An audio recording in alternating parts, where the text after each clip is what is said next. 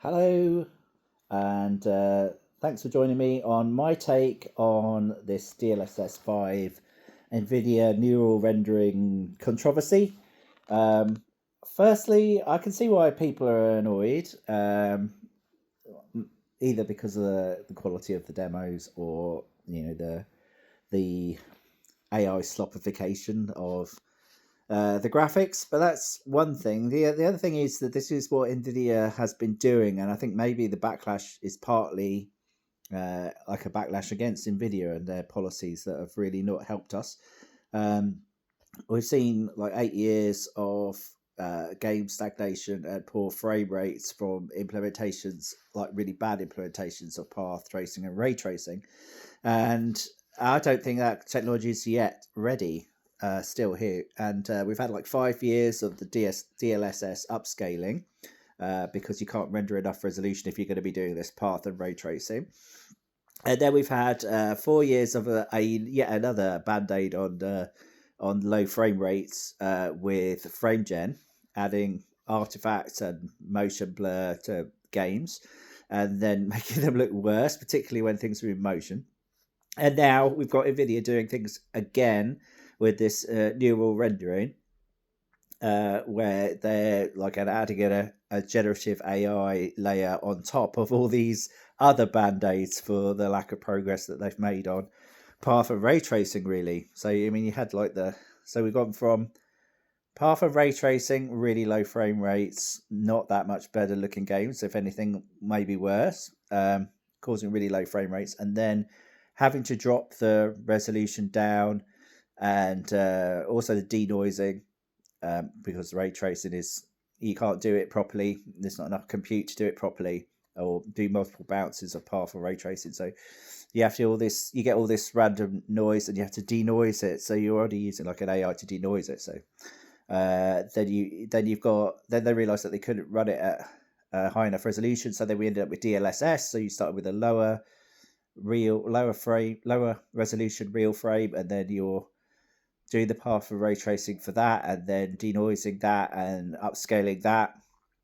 And then they realized that the frame rates were still in the toilet, so then they added like the additional fake frames with frame gen, and then they had just one frame in between each real frame, and now it's 3 frames in between each real frame.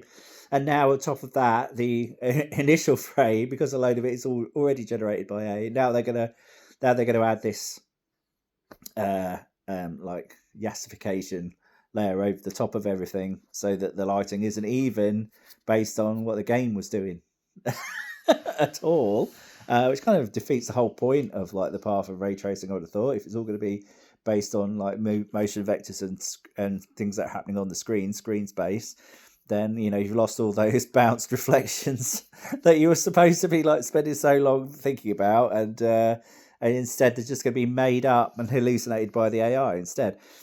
And while all this is happening, the price of GPUs is going up, and performance per watt is in the toilet, and has been for years. So I can see this might be like the last straw. That, and the fact that AI is upping the prices of all hardware because they want to make all these data centers. So yeah, I can see why people are annoyed, because it's like because the result is worse, so uh and still a decent real frame rate is out of reach for all but the most wealthy of enthusiasts, or maybe even everybody. So I don't know if Nvidia failed to read the room on this one, or the AAA devs that are supporting it. um and then people are like, well, so what? It's running on T5090s, and that's out of reach for most people, isn't it? I mean, they're going to try and make it run on one GPU, but it seems like it's gone down like a lead balloon. It's about as popular as RTX and multi-frame generation has been. They just don't work with the games in motion, and it worries me that it kind of encourages devs to skip optimization, making the whole game just worse for everybody. So, and as a VR gamer, it's completely the wrong direction for me. It's yet another band-aid. We can't path trace, we don't have the power, we can't make enough frames, so we make them up. We can't render enough pixels, so DLSS, and we still can't path trace, so we get AI to like anti-Vaseline guess what faces should look like, I suppose. So this is what 4 band-aids over a wound look like. That's how I was describing it. DLSS5 is like 4 band-aids over a wound that you just can't heal.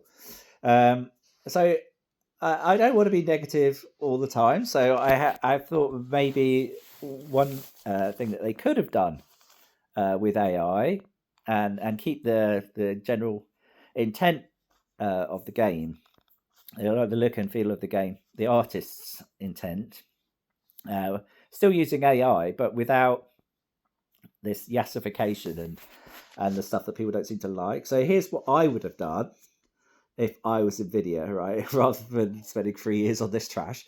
What I would have done, and what they maybe still could do, right, is take the game, all right, and do a full playthrough and capture the inputs that have been used to run through the game, right? So you've got like basically a test pass for the game.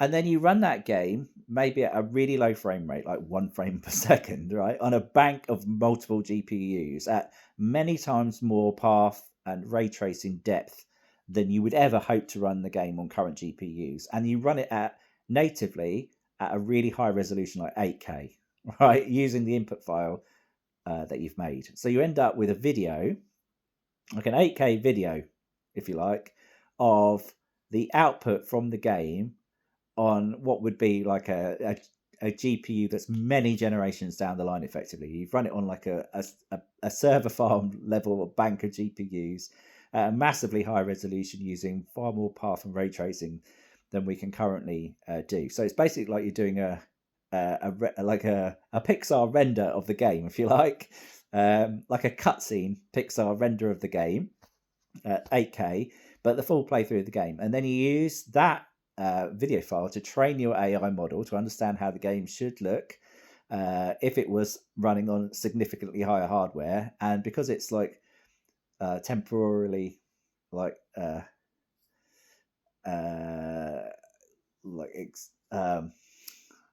it's cut off from time, because it's like each frame could have taken like a 1 second instead of taking a fraction of that.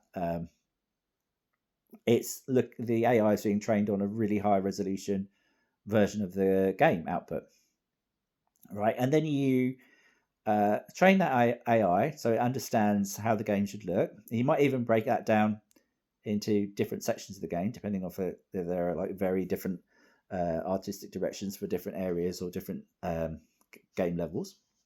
And then you use that AI as to make a lighter pruned version of the AI model that could be on a per level basis that you could run locally on a much lower powered GPU.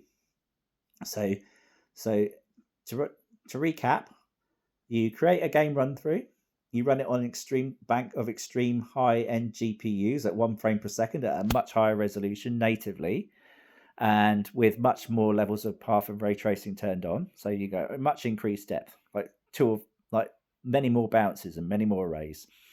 And you produce a video file from that, which maybe you've produced at like 1 frame per second, and then you've turned it into a video file. And then you use that to train your AI model.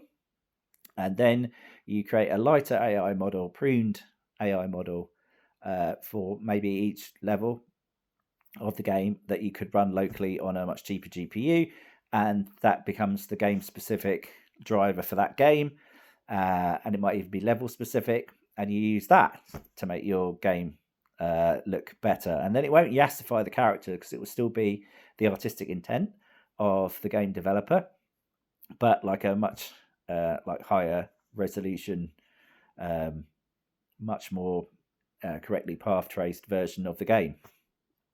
And if they'd done that, then I don't think there would have been a backlash. I think everyone would be like, oh yeah, that actually looks really good. Anyway, that's what I would do. So not all negative, but definitely not the way I would have done it. as far as what they've done. That's not the way I would have done it. But obviously, that takes some compute, and it would take per game. It needs to be done per game, so you'd probably only do it for like the biggest, most AAA of games, perhaps. But I think that's probably the way I would have gone. Anyway, that's just my take on it. Catch you all in the next one. All right then. Cheers. Bye.